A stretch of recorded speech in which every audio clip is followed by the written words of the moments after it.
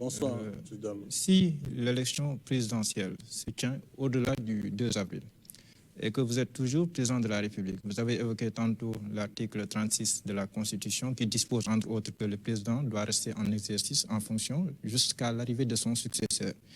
Est-ce que vous allez démissionner ou est-ce que vous allez rester à l'écoute du Conseil constitutionnel et faire ce que la haute juridiction va préconiser? Ça, c'est la première question.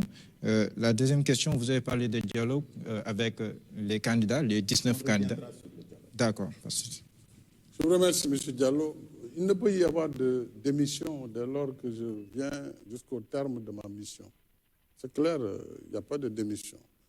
Maintenant, encore une fois, à la fin de cette mission, dès lors que ce que dit la Constitution dans son article 32, deuxième alinéa, 36.2, 36, deuxième alinéa, ne fait pas l'unanimité, tout le monde n'a pas la même compréhension.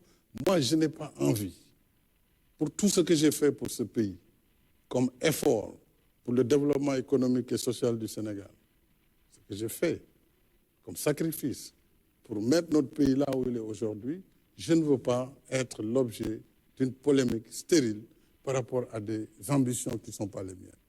Et donc, je considère avoir fini mon travail à la tête du pays à la fin de mon mandat. Il appartient à toutes ces composantes du dialogue et au Conseil constitutionnel en dernier ressort de voir comment ils vont faire la suite du processus. Mais ce qui est sûr, il n'y aura pas de vide.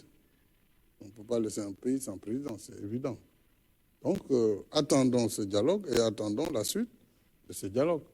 La date, elle aurait pu être fixée, mais on ne peut pas la fixer tant qu'on n'a pas quand même les arguments des uns et des autres. Donc, tout est lié et il faut juste patienter.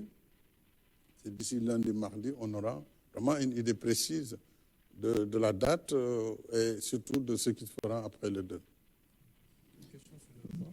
Oui, moi je pense que c'est suffisamment clair, mais je vous laisse une petite relance. Président, vous aviez pris la décision d'abroger le décret convoquant le corps électoral le 25 février, à l'origine des soupçons de corruption.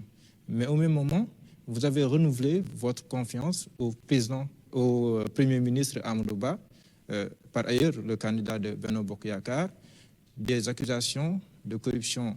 Vous abrogez le décret convoquant le corps électoral, mais vous renouvelez en même temps votre confiance au Premier ministre qui est aussi accusé par le groupe parlementaire Liberté, Démocratie et Changement. Il y a deux choses dans votre question. Vous dites des accusations. Une accusation ne veut pas dire qu'il y a un coupable. Il faut qu'il y ait la présomption d'innocence. Ensuite, le report n'est pas dû à ces accusations.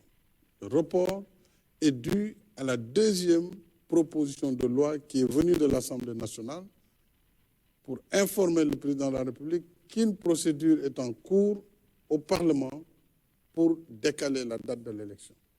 D'ailleurs, si vous regardez bien les motifs, dans la note de présentation du décret portant abrogation, ce décret s'est appuyé sur la saisine de l'Assemblée nationale. Comme l'Assemblée est la seule qui vote la loi, elle était déjà en procédure pour voter la loi, on devait s'arrêter, puisqu'il y avait l'imminence du démarrage de la campagne électorale.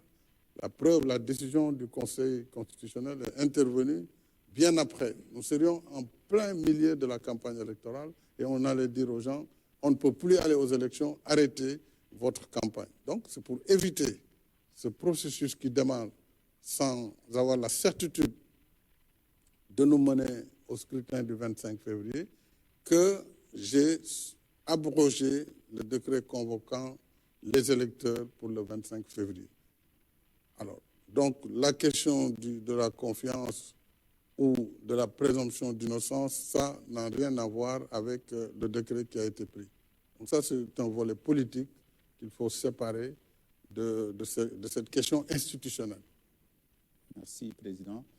Mariama Dramé, Alors, Monsieur le Président, vous parliez tantôt de dialogue. Est-ce qu'on va avoir